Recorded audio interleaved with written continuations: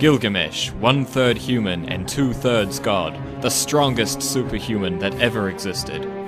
It was he who in his glory built the great walls of Uruk to keep his people safe from outside forces, but not from himself. He oppresses his people, and so they cry out to the sky god Anu. In response, Anu creates the wild man, Enkidu, to plague Gilgamesh's city. The wild man begins to attack the shepherds, killing their livestock and depriving them of food. Complaints are brought before Gilgamesh, and the great king sends Shamhat, a temple harlot, to seduce Enkidu.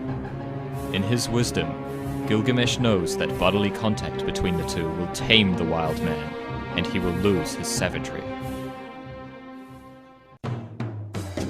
Upon their return to Uruk, Shamhat and Enkidu find Gilgamesh attending a wedding. He demands that as king, it is his right to be first to sleep with the bride. Enkidu is outraged and challenges Gilgamesh to a test of strength. Should Gilgamesh be unable to pass Enkidu and enter the temple, then he must give up his right. Till finally, as the moon takes to the sky, Gilgamesh gains the upper hand, forcing Enkidu to concede his superiority. The wise king, however, honors Enkidu's wishes, and they return to his palace as friends. A few years pass in Uruk, and Gilgamesh and Enkidu grow lazy.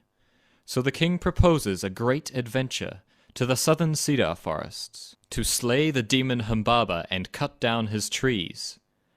Enkidu protests at first, but eventually gives in. The journey through the deserts are harsh, but the warriors travel on. Each night, Gilgamesh dreams terrible dreams. In the first, he sees Enkidu lying still in bed. When he awakes, Enkidu tells them that it means they shall be victorious in their coming battle, and return home safely. In the second, he sees a giant man whose flesh is made of stone, his huge fist wrapped around Gilgamesh's waist. Again, Enkidu claims it is a good omen, and that Gilgamesh's legacy will be lifted to the heavens.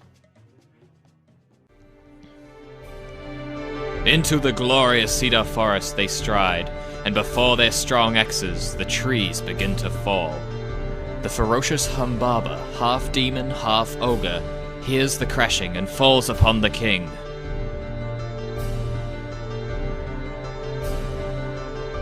Finally, the killing blow is dealt.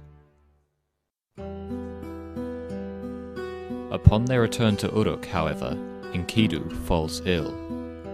This time it is the wild man who is plagued by frightening dreams. He finds himself in the House of Dust, the house where the dead dwell in total darkness, where they drink dirt and eat stone, where they wear feathers like birds, where no light ever invades their everlasting darkness. When I entered the House of Dust, on every side the crowns of kings were heaped. After 12 long days, Enkidu falls silent. Gilgamesh laments the loss of his friend and determines not to share his fate. He learns of an ancient being, the only man to gain immortality, and once again he sets out from Uruk. His first destination is Mount Mashu, which guards the rising and the setting of the sun. Upon his arrival, Gilgamesh encounters 2 gigantic scorpions. They laugh at him and tell him his quest is futile, but still they allow him to pass. Beyond Mount Mashu is the Land of Night, a dark, jagged tunnel that the sun travels through each night.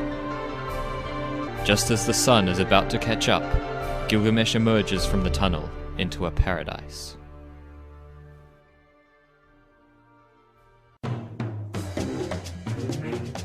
From atop a hill overlooking the waters of death, Gilgamesh sees the boat that will carry him to his final destination.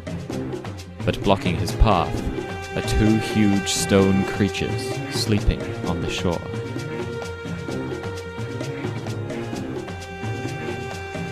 After a brief fight, the colossi are defeated, their stony bodies scattered across the sand.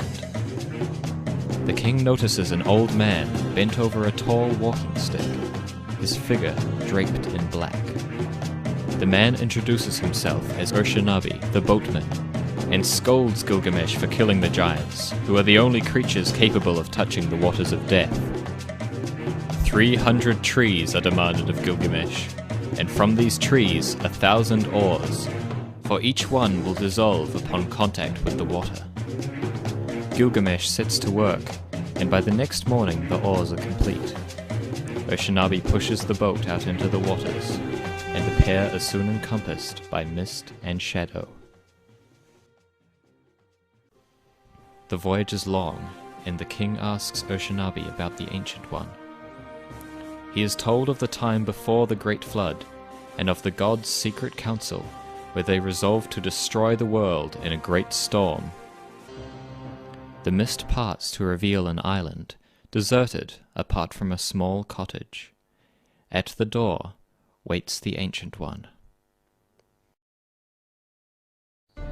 In exchange for eternal life, the Ancient One challenges Gilgamesh to stay awake for 6 days and 7 nights. But as soon as he finishes speaking, Gilgamesh falls to the ground in a deep sleep. Gilgamesh is distraught, his opportunity for immortality lost. He begs the Ancient One for another chance. He tells the king of a plant hidden at the bottom of the ocean that will restore Gilgamesh's youth. Back the king travels, across the waters of death, through paradise and the land of night. He ties stones to his feet and marches down into the depths of the ocean. He emerges hours later with the plant and collapses on the shore.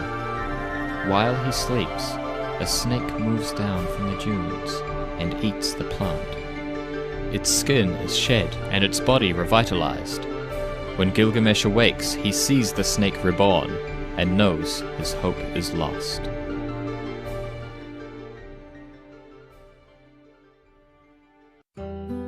The road back to Uruk seems long and harsh beneath the feet of the king.